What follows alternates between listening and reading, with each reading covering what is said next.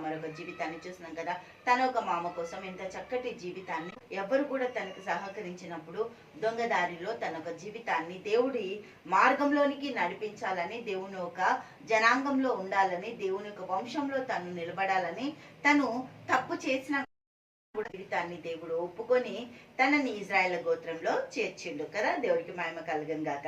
ఇక్కడ మనం రాహాబు నందు దేవునికి స్తోత్రం. షల్మాను రాహాబు నందు బోయాజుని కనెను, బోయాజుని కన్నాడట. దేవుడికి స్తోత్రం. రాబు ఒక జీవితము ఎంత భయంకరమైంది కదా. దేవునికి స్తోత్రం. ఒక వేశ్య కదా అని మనకి ఇక్కడ డిక్లేర్ చేస్తుండ్రు. కానీ ఒక పూటకుళ్ళ వాడిల్లు అంటే ఒక హోటల్ మాదిరిగా తను ఎవరన్నా ఎక్కడి నుంచి వచ్చినా ఏం చేసినా కూడా తను ఒకవేళ ఆ జీవితంలో నుంచి బయటకు వచ్చి తను గనుక ఒక హోటల్ గిన పెట్టుకొని ఉండవచ్చు కదా. దేవునికి స్తోత్రం.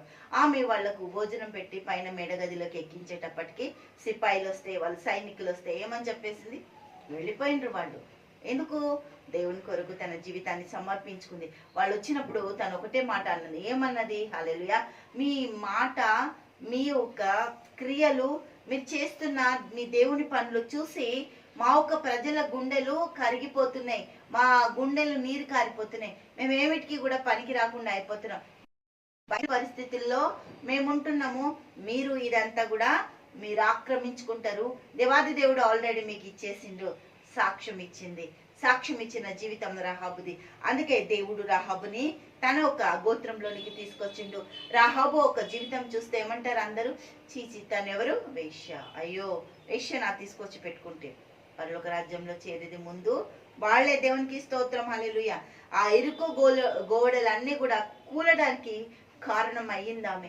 ఎరుకు గోడలన్నీ కూడా కూలిపోయినాయి. కానీ తన ఉంటున్న ఇల్లు విశ్వాసంతో ఆపుకుంది, విశ్వాసపు జీవితాన్ని కొనసాగించింది, ఇజ్రాయెల్ గోత్రంలో ఎక్కింది. దేవునికి మహిమ కలుగును. తనను తన ఇంటి వారిని రక్షించుకుంది. దేవునికి మహిమ.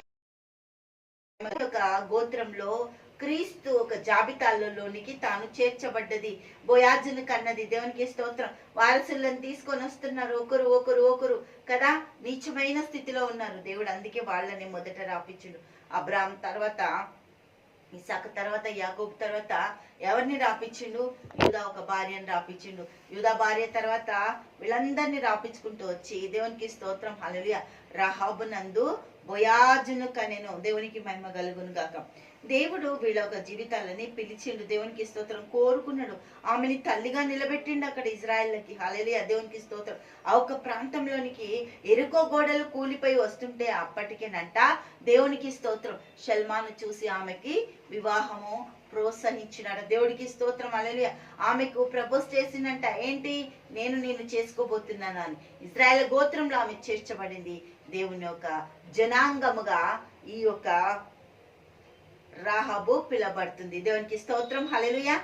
తండ్రి యేసయ్యానికి స్తోత్రాలు. గొప్పది అద్భుత ఆశ్చర్యకారాలు చేసిన తండ్రి, నీ బిడ్డలను దీవించి ఆశించు, కృప చూపించు, గొప్ప ధన్యత దయచేయండి, మహిమతో నింపండి. అన్ని రంగాల్లో నీ వెలుగు, నీ మహిమ ఆ బిడ్డల జీవితాలు విస్తరింపజేయండి తండ్రి. యేసుక్రీస్తు రాని ప్రతి కుటుంబం మీకు అప్పగిస్తూ ప్రార్థిస్తున్నాము తండ్రి. ఆమేన్, ఆమేన్.